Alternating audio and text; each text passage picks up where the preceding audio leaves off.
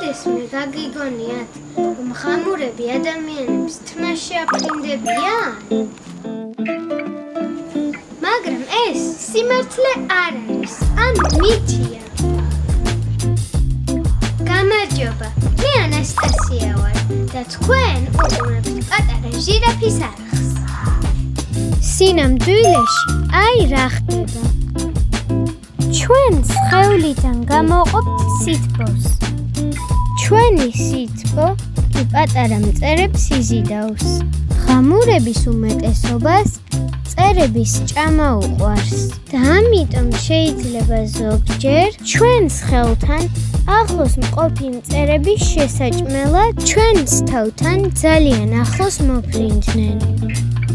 მაგრამ ხამურებს ჩვენს თმაში ჩაფრენა ნამდვილად არ აინტერესებთ.